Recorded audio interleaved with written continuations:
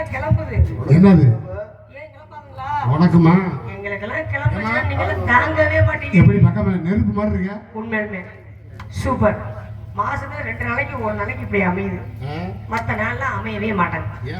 பக்கம்ல வந்து நாடகம் அமைப்பாரு யாரு? கிராமத்தர்கள். நன்றி. உயிர் தலைவனாவே உண்மையுமே மறக்க முடியாத ஒரு ஊர். உண்மையுமே கூட பிறந்த சகோதரன் சக்திராஜன் மறக்கவே முடியாது. அவரு நானும் இந்த மேடையில 10 வருஷம் நடிச்சு தப்பி சொன்னாப்ல. அப்பவும் மேடை அப்படிதான் இருந்துச்சு, இப்பவும் அப்படிதான் இருக்குது. ஏன்னா எங்களுக்கு தான் குட்டி தெய்வமா போச்சு. என்னப்பா நானாவது பரவாயில்ல, வள்ளி போடுறாம இங்க உட்காருமான்னா நம்ம வெளியில போய் உட்காந்துருக்குது. நிலைமையை பாரு, எங்க ரூம்ப போய் பாரு. 1ஆம் நம்பர் 2ஆம் நம்பர் ரூம்ப போய் பாருங்க. நான் பாரு 9ஆம் நம்பர் இருக்கா? என்னப்பா 9ஆம் நம்பர் நம்ம ரூம்ப பாக்குறது. இது என்னன்னு கேட்டீங்கன்னா, வந்திருக்க நடிகர் எப்படி உட்காந்து எப்படி பண்றது நமக்கு தான் தெரியும். ஆமா, இலங்கை மன்ற ரசிக பெருமக்களை அடுத்த வருடம் நாடகம் வைக்கும் போது உள்ள மேடையை பம்மாடினாவது எடுத்துட்டு நான் அதை சிட்டி பண்ணிக்கிறேன். ஒன்றும் பிரச்சனை இல்லை. நாளைக்கு அம்மாவாளைக்கெல்லாம் போய் பழக்கம் எனக்கு இருக்குது. ஆமா, அதனால அடுத்த முறை முறையில மேடையை கொஞ்சம் சரி பண்ணிக்க. சரிங்களா? சொல்றேன்னு வருத்தப்படாதீங்க.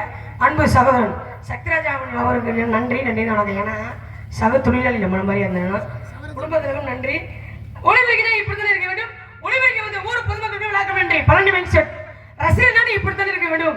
விடியில வரல ரொம்ப பொறுமையோடு விடிய வரைக்குமா வரைக்காதா சந்தேகம் தான். இனிமேல் எங்கடி வரைக்கும் போகுது. மழை வந்துச்சு அப்புறம் எப்படி வரைக்கும்.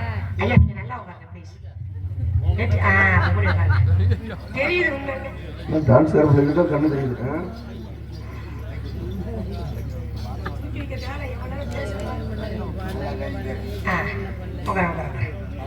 எப்பா கரண்ட் இருக்குது.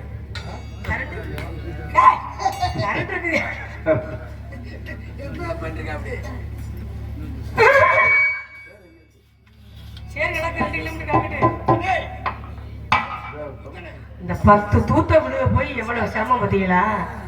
இன்னும் அழுத்தி கொஞ்சம் விழுந்துச்சு நாங்க புதுக்கோட்டை போயிருப்போம். நான்லாம் வந்து மழை மயிர் கூட வராது. ரொம்ப தங்கமான ராசியான பிள்ளை. உண்மையாதான் எவ்வளவுதான் மழை பெய்து தண்ணி ஆற ஓரட்ட நான் கொண்டு காலை வச்சன்னு வச்சுக்க நின்னுக்கோ. நம்மளோட பெரிய பேயா இருக்கு இந்த பேய். வரவே மாட்டேன்ல. இனிமேல் எப்படி வருவேன்? நம்ம படி படியோட போலாமா?